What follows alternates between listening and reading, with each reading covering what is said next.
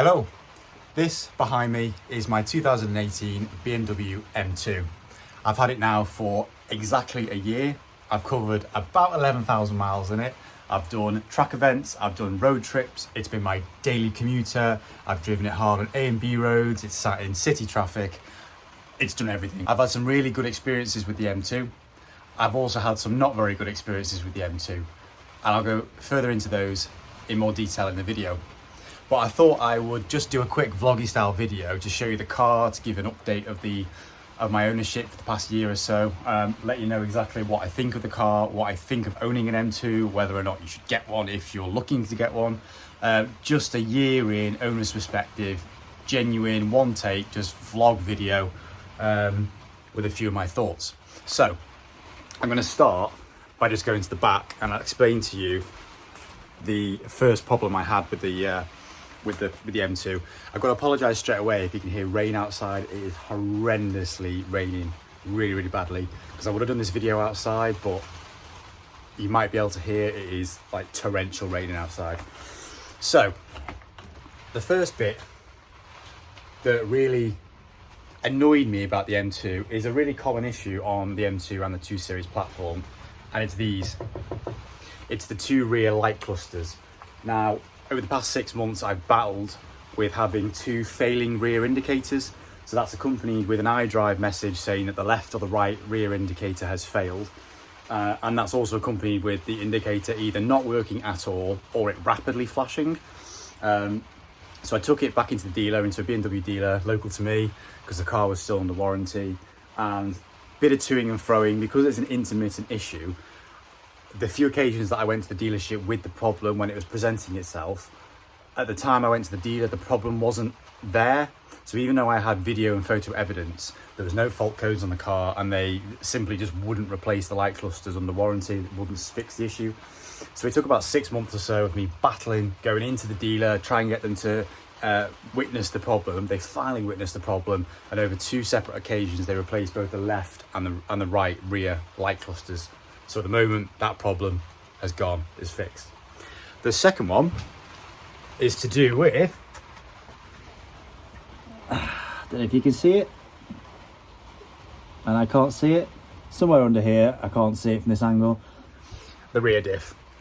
Another common issue with the 2 Series platform and the M2, specifically I think probably the M2, is weeping and leaking oil seals on the rear diff. So about 6 months into ownership, so over this summer, I had the car on axle stands to do some work underneath it, and I noticed that there was a considerable oil leak from the driver's side output shaft, so the drive shaft on the rear diff. There was oil leaking from around the seal on the diff, oil dripping down the diff casing and pooling at the bottom.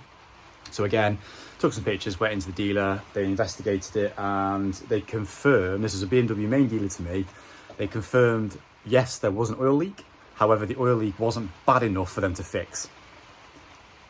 And you hear me correctly. That is just, excuse me, to me, crazy. There's an oil leak. They confirmed, a main dealer confirmed the diff was leaking, and yet they said the oil leak wasn't bad enough for them to fix. And they literally told me, they cleaned it up, literally told me to go away, drive 1,000 miles, come back, and they'll reinvestigate and decide then whether or not to fix the issue. So I went away begrudgingly, did 1,000 miles. The night before I had it rebooked in for a re-inspection, I got the car back up on stands. I played them at their own game, sprayed the diff casing full of oil because it was still leaking. Took it back in the next day, I thought, well, 1,000 miles later, and they fixed the issue. Because I wasn't going to have a dealer tell me my car, my expensive M2 that I pay premium money for as an approved used BMW, picked it up with a leaking diff. I wasn't going to have them then tell me that that was fine, that the leak wasn't bad enough for them to fix, even though they confirmed it was a leak. So I played them at their own game, sprayed oil all over it, and they fixed it. So that was the second issue. And that brings me on to the third and most recent issue that I've had with the M2, which is a failing horn. The horn didn't fail completely. It was 50% of the horn. So it was ironically about a day or so after I came out of the dealership previously, this was about 2 weeks ago, for the rear light cluster. The rear light cluster was replaced 1 or 2 days after I came out of the dealership. Someone cut me up in a roundabout. I went to beep the horn, as you would. and my car sounded like a clown car, like really high pitched. So immediately thought that was a bit weird, didn't sound like it should have done. So a couple of days later, jacked the car up, took the front two wheels off, exposed the horns which are behind the wheel arch liners, found the low and the high tone horn. So the high tone is on the driver's side from memory, the low tone is on the passenger side.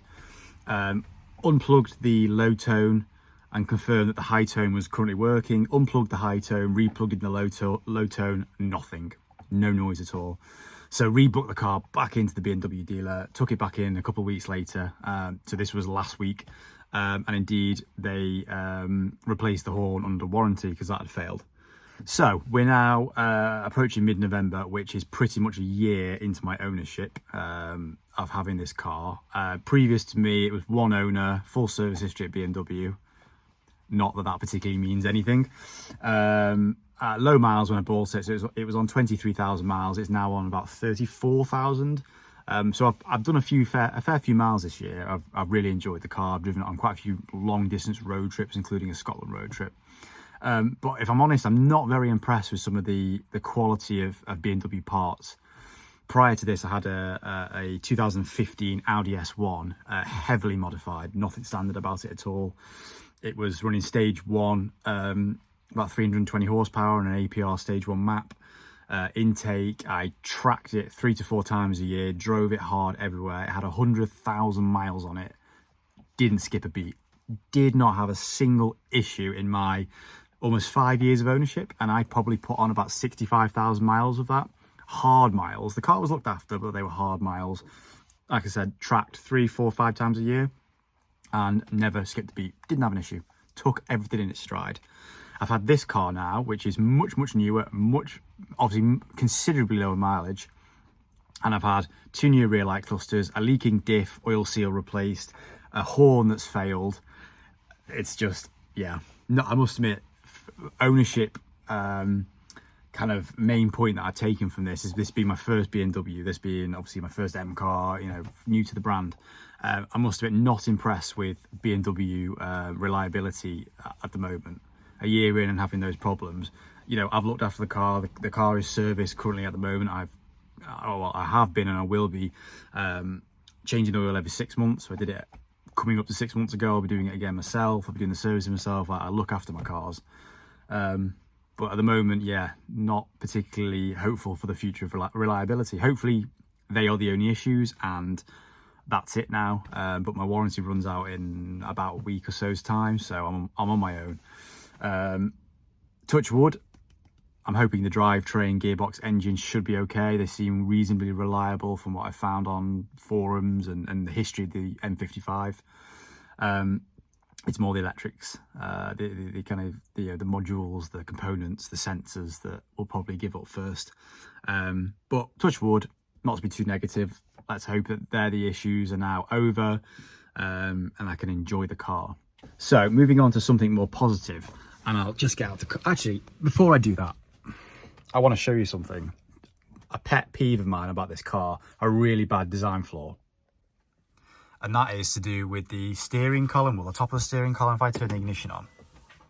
So from my perspective, I don't know if I can get it in the camera, but where my head is, probably about a foot or so behind the camera now, I can never seem, doesn't matter where I get the positioning of the wheel, at the moment this wheel is perfectly positioned for my driving seat position, height, distance from the wheel. I can never get enough clearance to see the top of the speedo and the rev counter and see the bottom of this display down here, which you can obviously toggle through different readings and settings. Where I am in my driving position, which you can't really see in this camera, there's always either the bottom of this display or the top of these two displays just cut off by either the steering wheel or the cowling here. And the issue is, if you can see from here, how high this cowling is, and it seems pretty hollow. I don't think there's anything in this particular bit here. It's almost as if BMW could have made this lip drop off a lot sooner, just to give a better perspective for the instrument cluster. It's difficult to gauge in this point because you can't get it on the camera, but that is every day. That really annoys me. I'm having to constantly move my head up and down when driving to kind of see the top of the dials on the bottom of this. And obviously I can move the steering wheel, but I am, from where I am now, excuse my socks and flip-flops, if I just put my seat, and I also have perfect reach. I don't know if you can see my my arm there. Let me zoom out. There we go. I have perfect reach of the steering wheel, just a slight bend in the arm. So I don't want to move that steering wheel anywhere, but yet it just doesn't capture everything. It's difficult to tell in the video, but that's just my kind of trivial little point.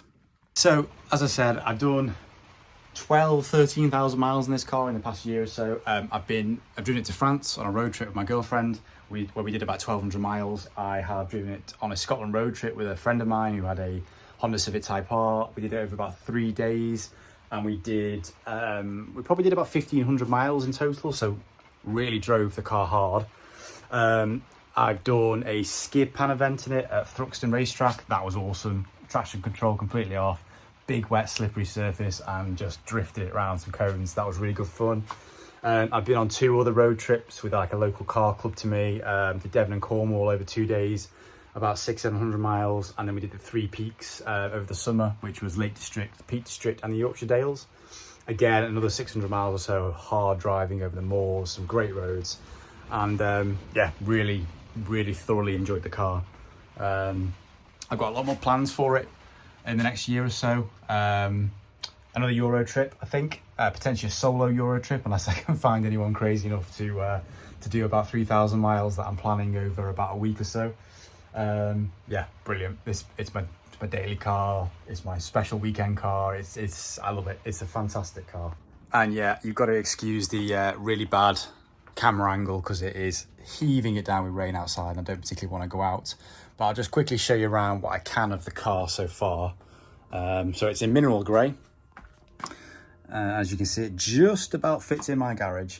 That is literally probably 2 or 3 inches between the garage door and the car. But yeah, I've got the standard black and smoked grey tinted alloys and the blue calipers. These need a bit of a refurb, well, 2 of them do, because I hit a curb with one, and then I hit the garage door lock mechanism with the other one. So the passenger side has got quite a big gash out of it, so that's on the to-do list. But yeah, carbon boot lip spoiler, aerial cover, mirror caps,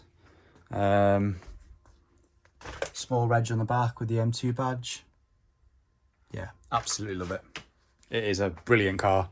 Would definitely recommend anyone looking to get one, especially now the price kind of hike and the price increase of post-COVID has now started to settle down a bit. You can pick one of these up from an enthusiast anyway, on a forum, you know, with some decent miles on it and some decent spec for 32 grand, and it is hell of a car for that money. Yeah, absolutely love this car. Economy wise, you're probably looking at 35, 36 on a long run. Day to day, A and B road, town driving, on the way to work, 9 miles each way, 20 mile-ish round trip. I get around about between 22 to 26 miles per gallon, depending on how I'm driving it. If I'm really going crazy, then obviously a lot less. On a long run, I've seen 360 miles out of a tank. And I've still had kind of 20-25 miles in reserve. So I think if you drove this carefully across Europe, for example, 65 mile an hour, steady on the cruise control on a long run, I reckon you could potentially get almost 400 miles of range out of this car, which for a 3 litre turbocharged 6-cylinder, it's quite impressive. But yeah, that's probably a quick summary. Yeah, as I said, that's probably quite a quick summary of ownership. It's been an eventful year. I've had some really good memories with this car on some really cool driving trips and some driving roads. It's kept up with cars that are a lot quicker than it. I've had some pretty crappy experiences with BMW and main dealers and warranty. One tip I would have for anyone looking for an M2: buy one from a forum from somebody who's looked after it. don't necessarily go to a main dealer and look for one with warranty, look for one that's had main dealer history. It doesn't mean anything. When I picked this car up from a different BMW main dealer where I bought it from, it was supposed to come out fully serviced. They forgot to fully service it. It was supposed to come out with 2 new rear tyres on. It did, but they were different tyres. One was a Cup 2, one was a Super Sport. I had to go back in to have that rectified. And this is from a main BMW dealer. And then obviously my local BMW dealer who's dealt with the problems, they haven't really been much helpful at all. They haven't helped me out. I've had to run around in circles to get the problems fixed under warranty. Even then it was difficult to get them to fix the issues, even though it had warranty. And I paid a premium for it. I mistakenly bought this with my heart and not my head, and paid a little bit more for it in the kind of the peak of the post-COVID car prices, when really I should have waited a couple of months. Bought the same spec mileage car from an enthusiast owner who's looked after it. Even if the problems that I've had occurred, the money that I saved from not paying a premium BMW price, I could have fixed the problems myself and still had change in my pocket. So if there's one tip I've got for anyone looking for an M2, is potentially look to source from piston heads or from an enthusiast on one of the M2 forums who's looked after the car, because you'll get a much better experience overall, in my personal opinion, than you will buying from a BMW dealer. Other than that, the car's brilliant. I would implore anyone who's looking to get one to go get one. They are a hell of a car for the money. There's not many of them around. I think in the future, as everything starts to go electric, then this might be a bit of a sought after car. There's obviously questions whether or not the DCT will be worth quite as much as the manual. Maybe not. And I do have some reservations. The DCT is a brilliant gearbox, don't get me wrong. The ability to switch between automatic and manual with the paddles is just brilliant, as I'll show you here. Yep, so as I was saying, the ability to switch between obviously auto, standard drive, or knock it into sport, or then use manual with the paddles is just brilliant. It's a really nice gearbox for that. Do I wish I went for the manual? Sometimes, I must admit. So I'm just moving my seat back. On a spirited drive, this thing is brilliant, don't get me wrong. The one perk this has over a manual is when you're driving fast and you're on the edge, you can have both hands fully on the steering wheel, gripping where it needs to be, and you don't have to take one hand off to change gear. That's the downside of a manual. When you're really on the edge, having one hand doing steering whilst you're over here changing the gear isn't great. Whereas with the DCT, you can be fully engaged with the steering wheel, changing gears. That's one perk. But obviously the downside is it's not quite as engaging as pressing that pedal there that's missing and physically changing gear. Other than that, DCT, brilliant. So I hope that has helped. Hope it hasn't been a rambly video. It probably has. It's one of those where I could probably just talk for ages about my ownership experience of the M2. Overall, glad I made the change from my previous car. At the moment, I'm running Cup 2s on the front, and I'm running Michelin Pilot Super Sports on the back, and they're slippery. So at the moment today, we had about 13 degrees ambient temperature, and they didn't get above 14, 15 degrees tyre temps. So pulling out of junctions was interesting. Back end was swinging out. Good fun, but in the depths of winter, probably not the best thing to do. So I'm looking to invest in some winter wheels and some winter tyres to swap over for the winter months. Other than that, the car is an all year round car. It's brilliant. It handles all conditions really well, and the M55, that 3 litre, the noise from it is fantastic. Like really something. It sounds incredible when you really open it up. So yeah, overall, brilliant car. I would recommend anybody to go and get a BMW if they're looking, an M2, sorry, to go and get one if you're really looking to get one. It is a fantastic driver's car. It really does engage you, being 3 litre, being the M55 with its characteristics, being rear wheel drive. It's a good car, really cool car. So I'm going to stop waffling. I'm going to leave it there. I'll probably do some more videos into the future of some more ownership stuff. For anyone that's watching, obviously this is like, it's not my first video on YouTube, but I'm just trying to make, well, I'd like to try and do a bit of almost like a series. It's not going to be very regular because I'm busy with full-time employment.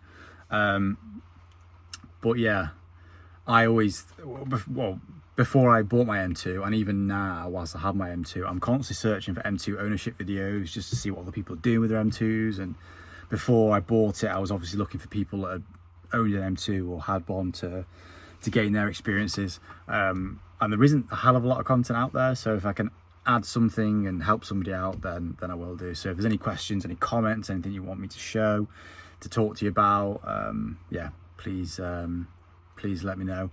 I do plan on doing a POV video drive in the future, just because why not? I like going for drives in this, and I quite like to film it. So yeah, hope this video was informative to anyone watching, and I'll see you in the next one.